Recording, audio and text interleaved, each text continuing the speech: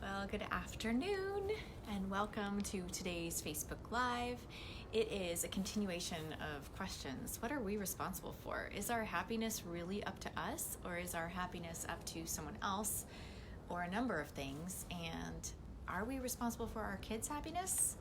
So yesterday was pretty intense in our Facebook Live. We were answering questions about if you've ever stayed up too late with a friend to show them you love them, or if you spent money on a friend that you didn't have, or if you did something to earn someone's love. What was that about? So if you want to know what to do with all that and how to not be conflicted about that, please see yesterday's video. But for today, we are revisiting Boundaries, Chapter 10, Boundaries in Your Children, page 179, and the questions we're wanting to answer are, does our happiness depend on us? Is it up to us to be happy as individuals? Is happiness up to me? Is happiness up to you? Or is there something else going on there? And then as well as with our children, is our children's happiness our responsibility? So without further ado, page 179 in Boundaries. All right. The first aspect of taking ownership over one's needs then is to identify them. That's where our spiritual radar comes in. Janice's radar was broken and undeveloped, and she wasn't able to identify her needs. The second aspect of taking ownership is to initiate responsible caretaking for ourselves, as opposed to placing the burden on someone else. That is so hard to do. We must allow our children to experience the painful consequences of their own irresponsibility and mistakes. This is the training of Hebrews 5:14 and the discipline of Hebrews 12:4-11. By the time they are ready to leave home, our children should have internalized a deep sense of personal responsibility for their lives. They should hold on to these convictions. My success or failure in life largely depends on me. Though I am going to look to God and others for comfort and instruction, I alone am responsible for my own choices. Though I am deeply affected by my significant relationships throughout my life, I can't blame my problems on anyone but myself. And though I will always fail and need support, I can't depend on some over-responsible individual to constantly bail me out of spiritual, emotional, financial, or relational crisis. Plane going over. This sense of my life is up to me is founded in God's concern that we take responsibility for our lives. He wants us to use our talents in productive ways, as Jesus discussed in the parable of the master who entrusted a portion of his wealth to 3 servants. And this sense of responsibility will follow us through our adult lives and even beyond the grave at the judgment seat of Christ. You can imagine how well not taking ownership over our lives will come across to the Lord then. Quote, but I had dysfunctional family, or but I was lonely, or I didn't have much energy. The rationalizing of buts will have as much impact as the excuses of the passive servant in the parable. This isn't to say that we aren't deeply influenced for better or worse by our backgrounds or our various stressors. We certainly are. But we are ultimately responsible for what we do with our injured and immature souls. Wise parents allow their children to undergo safe suffering. Safe suffering means allowing a child to experience age-appropriate consequences. Allowing a 6-year-old to go out after dark isn't training for adulthood. She's making decisions that she doesn't have the maturity to make. She shouldn't be placed in a position of making these choices in the first place. Emily's parents allowed their daughter to experience safe suffering. At the start of senior year, they gave Emily an entire semester's allowance. Emily was responsible for paying for her school meals, clothing, and social outings and extracurricular activities. The amount was enough for this and a little more. On the surface, it looked like a teenager's dream, all this money and no restrictions on how she spent it. The first semester, Emily bought some beautiful outfits. She went to lots of functions with her friends, and she even treated them several times. That lasted for about 1 month out of the 3.5 semester. The next 2.5 months were lean ones. Emily stayed home a lot, saving her remaining money for school lunches, and she wore her outfits over and over again. The next semester was better, and by the beginning of her sophomore year, she had established a bank account and a workable budget. Isn't that great? Emily was developing boundaries. Normally a budding shopping addict, she began saying no to clothes, music, food, and entertainment that would have been a minimum requirement for her. She began learning to take responsibility for her life, and she didn't end up like many college graduates who, after years of having someone else bail them out, can't cook, can't clean, or keep a balanced checkbook. It's important to tie consequences as closely as possible to the actions of the child. This best replicates real life. Homework projects are another area in which parents can either help the child take on responsibility or create the illusion of the eternal, omnipresent parent who will always take up the slack. It's difficult when your child comes to you tearfully saying, "I have a 10-page report due tomorrow, and I just started." Our impulse as loving parents is to bail them out by doing the research or the organization or typing or all three. Why do we do this? Because we love our kids. We long for the best for them, just as God longs for the best for us. And yet, just as God allows us to experience our failures, we may need to let our kids mar a good report card with a bad grade. This is often the consequence of not planning ahead. All right, so having a sense of control and choice. "I won't go to the dentist and you can't make me." Chloe stamped her 11-year-old foot and scowled at her father, Ethan, who was waiting at the front door. There had been a time when Ethan would have reacted in a knee-jerk fashion to Chloe's power move. He would have said something like, "Well, that's that. We'll see about that," and physically dragged the screaming child into the car. However, lots of family counseling and reading up on these issues had prepared Ethan for the inevitable. Calmly, he said to her, "You're absolutely right, honey. I can't make you go to the dentist. If you don't want to go, you don't have to go. But remember our rule. If you choose not to go, you're also choosing not to go to the party tomorrow night. I'll certainly respect either decision. Shall I cancel your appointment?" Chloe looked perplexed and thought a minute. Then, slowly, she replied, "I'll go to the dentist, but I'm not going because I have to." And Chloe was right. She was choosing to go to her appointment because she wanted to attend the party. Children need to have a sense of control and choice in their lives. They need to see themselves not as dependent, helpless pawns of parents, but as choosing, willing, initiative-taking agents of their own lives.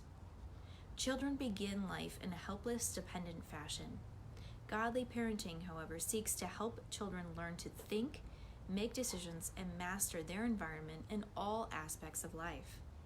This runs the gamut of deciding what to wear in the morning to what courses to take in school. Learning to make age-appropriate decisions helps children have a sense of security and control in their lives. Anxious and well-meaning parents attempt to prevent their children from making painful decisions. They shield them from fouling up and skinning their knees. The motto is, "Here, let me decide that for you." The result is that kids become atrophied and a very important part of the image of God that should be developing in their character, their assertion, and their change-making abilities. Children need a sense that their lives, their destinies, are largely theirs to determine within the province of God's sovereignty. This helps them weigh choices rather than avoid them. They learn to appreciate the consequences of choices made rather than resenting the choices made for them. Page 182, delaying gratification of goals. The word "now" was made for young children. It's the way they live. Try telling a 2-year-old she can have dessert tomorrow. She doesn't buy it. That means never to her. Newborns, in fact, don't have the capacity to understand later. That's why a 6-month-old panics when mom leaves the room. She or he is convinced that mom is irrevocably gone forever. Yet sometime in our development, we learn the value of later, of delaying one good for a greater good. We call this skill delay of gratification. Some think that's a bad word, bad phrase. It's the ability to say no to our impulses, wishes, desires. Who says, "For the joy set before him, its shame, and then sat down at the right hand of the throne of God." Generally, this skill isn't relevant until after the first year of life, as bonding needs to take precedence during that time. However, teaching delay of gratification can begin quickly by the beginning of the second year. For example, desserts comes after carrots, not before. Older children also need to learn this skill. The family can't buy certain clothes or recreational items until later in the year, for example. Again, the boundaries developed during this process are invaluable later in life. They can prevent a child from becoming an adult who is a broken, chaotic, impulsive slave to Madison Avenue or the internet or to Amazon. Our children can become like ants who are self-sufficient instead of sluggards who are always in crisis. Learning how to delay gratification helps children have a goal orientation. They learn to save time and money for things that are important to them, and they value what they have chosen to buy. One family I know had a son save up money for his first car. He began with a plan, his dad's help, when he was 13.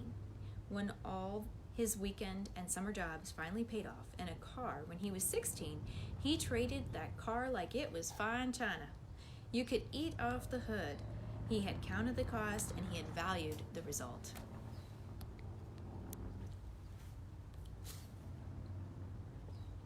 All right, bottom of page 183, respecting the limits of others. From an early age, children need to be able to accept the limits of parents, siblings, and friends. They need to know that others don't always want to play with them, that others may not want to watch the same TV show they watch, and that others may want to eat dinner at a different restaurant than they do. They need to know that the world doesn't revolve around them. This is important for a couple of reasons. First, the ability to learn to accept limits teaches us to take responsibility for ourselves. Knowing that others are not always available for us at our beck and call helps us to become inwardly directed instead of externally driven. It helps us carry our own knapsack. Have you ever been around children who can't hear no, who keep whining, cajoling, throwing a tantrum, or pouting until they get their way? The problem is, the longer we hate and resist the limits of others, the more dependent we will be on others. Rather than simply taking care of ourselves, we expect others to take care of us. At any rate, God has constructed life itself to teach us this law. It's the only way we can live on this planet together. Sooner or later, someone will say no to us that we can't ignore.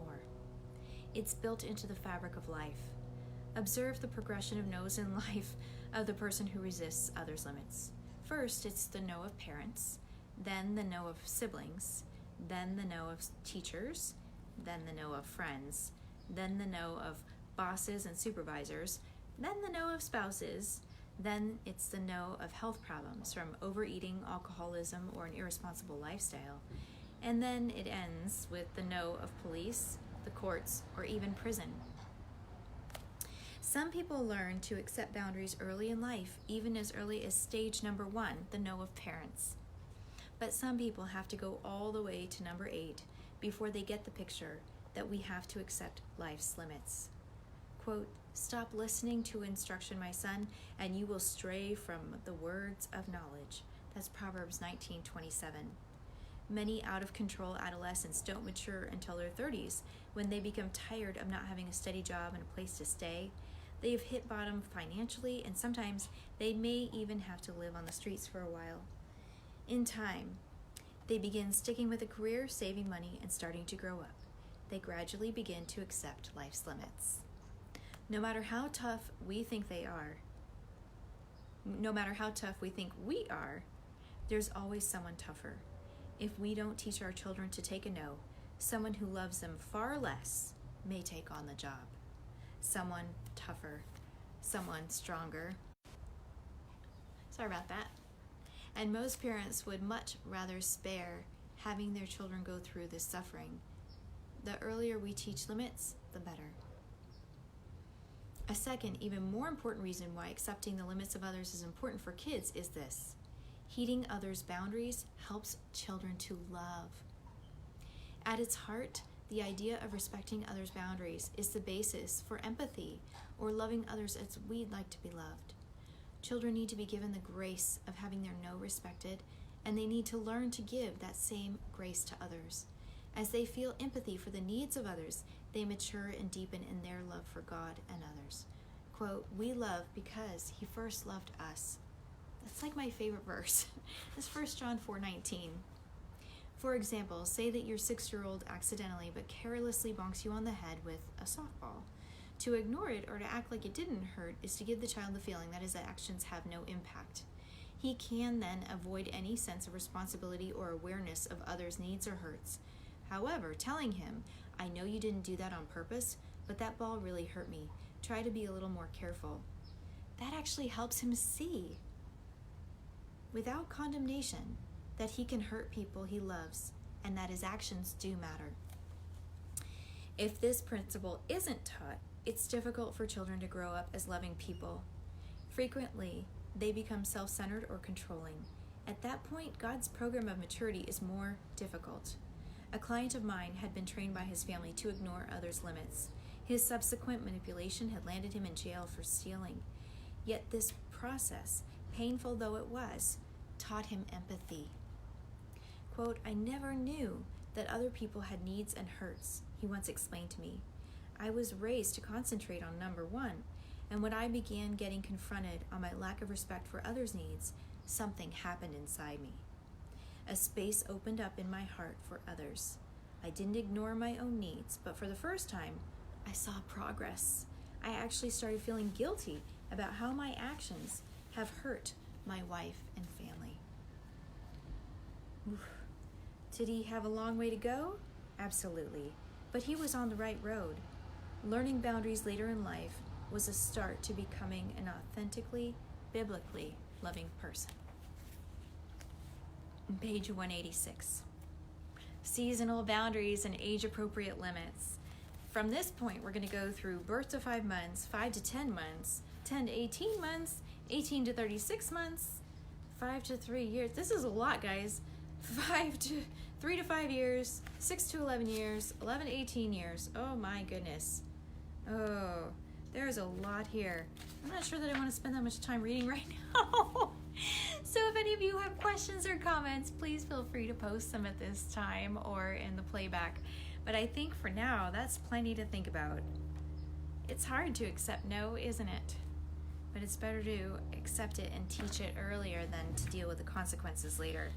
And I don't know about you, but I've thought that it was nicer to minimize, like if one of my friend's kids hit me in the head with a ball, like this example, I've caught myself minimizing that and just being like, "Oh, it's no problem," but that's actually doing them a bit of a disservice. So one of the ways that I could apply this right away is just to be sober-minded that I'm actually not helping anybody by pretending that kids' behavior doesn't affect me in some way. And in the same way, just putting a personal spin on this, just to constantly be aware of the fact that my behavior, my choices impacts other people. And so if I really want to love others, I need to grow always in my awareness of how my behavior is affecting them. So I hope this has been helpful for you today. This actually completes our 30 days of Facebook Lives, but we're not even halfway through the boundaries book. We're on page 187. Excuse me. And there's like 300 pages. 323 pages. I may keep going, I may not. I'll think about it. And if you would love to hear more about this or have me continue with this type of Facebook Lives, please let me know. I love it. I love hearing from you. It's a great way for me to connect with other people who are also interested in growing and learning. And it's fun to create kind of a community around that. So we'll see you next time. Have a great rest of your day. Bye-bye.